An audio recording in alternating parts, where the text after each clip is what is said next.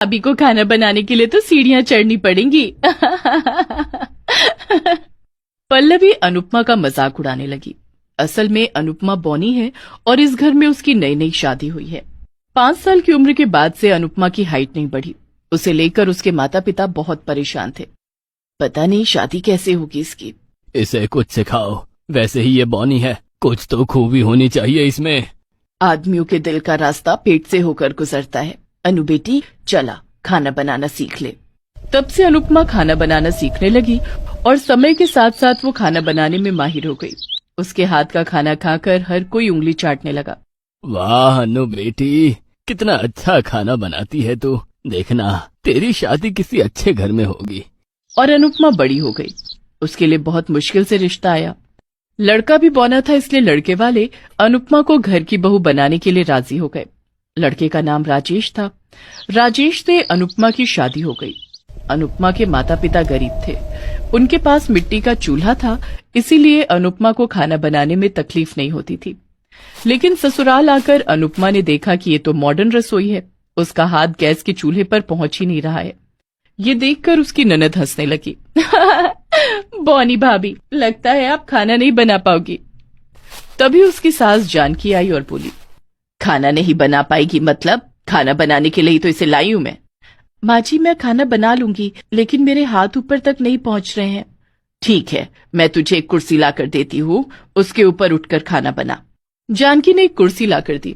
अनुपमा उस पर चढ़कर खाना बनाने लगी। पल्लवी ने हंसते हुए कहा, भाभी आपका नाम आपसे बड़ा है, अनुपमा। अनुपमा को यह सब सुनने की आदत है। उसने कुछ नहीं कहा। रात को वो अपने कमरे में गई। उसका बौनिया पति राजेश बिस्तर पर था। राजेश ने कहा, सुनो अनुपमा, मुझे पता है कि लोग तुम्हें लेकर मजाक उड़ाते हैं। मुझे लेकर भी ये लोग हमेशा से मजाक उड़ाते आए हैं। मुझे पता है जी, हम जैसे लोगों के साथ तो ऐसा ही होता है। राजेश ने अनुपमा को गले लगा लिया। इतने दिनों में एक दूसरे को प्यार करने वाला मिला। अगले दिन अनुपमा ने नाश्ते में डोसा बनाया। ये लीजिए माँ जी, मैंने आप सबके लिए डोसा बनाया है। अनुपमा की जेठानी सुमित्रा तभी नींद से उठकर आई। आओ आओ बड़ी भाभी, डोसा खा लो। डोसा? मैं ये सब नहीं खाती, मेरे लिए फ्रेंच टोस्ट बना कर ला। फ्रेंच टोस्ट वो क्या होता है? तभी अनुपमा की सास जानकी ने कहा, मायके से कुछ सीख कर नहीं आई है क्या? अब माँ जी मैं सीख लूंगी। फ्रेंच टोस्ट नहीं बनेगा तो मैं आज ब्रेकफास्ट नहीं करूंगी। हाँ। अनुपमा ब्रेड लेकर रसोई में चली गई। सुमित्रा अमीर घर की लड़की है और दिखने में भी बहुत सुंदर है, इसीलिए जानकी उसे बहुत पसंद करती है। उसका बड़ा बेटा रमेश भी अच्छी सरकारी नौकरी करता है और उसका बौना बेटा राजेश, उसे तो कुछ काम मिलता ही नहीं है। पता नहीं मैंने कौन सा पाप किया था कि मुझे ऐसा बौना बेटा मिला और उसकी वजह से मुझे घर में बौनी बहू लानी पड़ी। ये बोलकर जानकी डोसा खाने लगी और पहला निवाला लेकर उसके होश उड़ गए। अरे वाह, ये तो बहुत टेस्टी है। बहू एक बार खाकर तो देख। हाँ भाभी, बहुत टेस्टी है, खाकर देखिए। सुमित्रा ने भी निवाला लिया और उसे बहुत अच्छा लगा। अरे हाँ, ये तो बहुत स्वादिष्ट है। ए अनुपमा, फ्रेंच टोस्ट रहने दे, मैं यही खाऊंगी। ये सुनकर अनुपमा मुस्कुराने लगी। राजेश ने कहा, अनुपमा, तुम्हारे हाथ में जादू है। रसोई में घुसते ही तुम कमाल कर देती हो। इसके बाद से सुमित्रा अनुपमा को बहुत परेशान करने लगी। वो पूरा दिन आराम करने लगी और अनुपमा अकेली सब काम करती रही, लेकिन उसने किसी से कुछ नहीं कहा।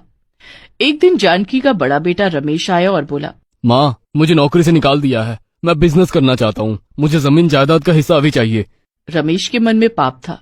वो ऑफिस से सामान चुराता था, इसीलिए उसे बाहर निकाल दिया गया और अब वो जमीन जायदाद में हिस्सा मांगने लगा और सब कुछ अपने नाम कर लिया। इस बात से राजेश गुस्सा हो गया। भैया, आपने जो हिस्सा लिया है वो मेरा है, मुझे उसकी जरूरत है। अच्छा, अब जबान लड़ाने लगा है? ये क्या तेरी बीवी सिखा रही है तुझे? रमेश ने राजेश को एक फूटी कौड़ी नहीं दी और राजेश के साथ साथ अनुपमा को भी घर से निकाल दिया।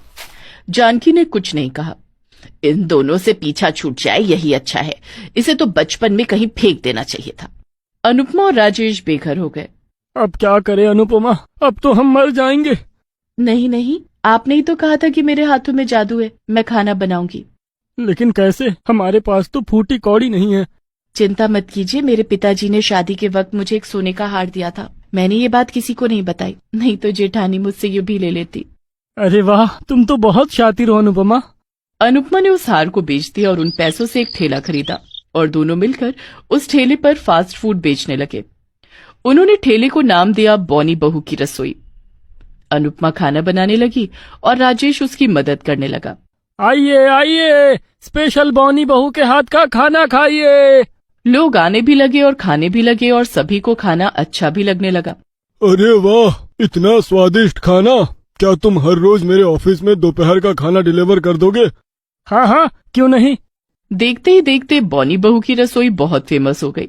जगह जगह से फूड ब्लॉगर खाना खाने आने लगे। तो आप देख सकते हैं दोस्तों, इस बॉनी बहू ने बनाया है कमाल का खाना, जिसे खा करके हम हो गए हैं दीवाना। अगर आप भी खाना चाहते हैं ऐसा खाना, तो आपको पड़ेगा यहाँ आना। ऐसे ही राजेश और अनुपमा बहुत अमीर हो गए। उन दोनों ने घर भी खरीद लिया। उधर रमेश बिजनेस से ज्यादा जुए पर ध्यान देने लगा, लेकिन जानकी ने अपने लाडले बेटे से कुछ नहीं कहा। और ऐसे ही एक दिन रमेश सारा पैसा जुए में हार गया और वो सभी रास्ते पर आ गए। राजेश को पुलिस ने गिरफ्तार कर लिया और जानकी, पल्लवी और सुमित्रा खाने के लिए रास्ते पर भटकने लगे। इतने में एक दिन वो बॉनी बहू की रसोई के सामने आए। मैंने जिस बेटे और बहू को नालायक समझा, उन दोनों ने अपने दम पर किस्मत बना ली और जिसे लायक समझती थी उसने मुझे रास्ते पर ला दिया। इतने में अनुपमा वहां आई और बोली, माँ जी आप लोग यहाँ क्यों खड़े हैं? आइए दुकान पर आइए, मैं खाना बनाकर खिलाती हूँ।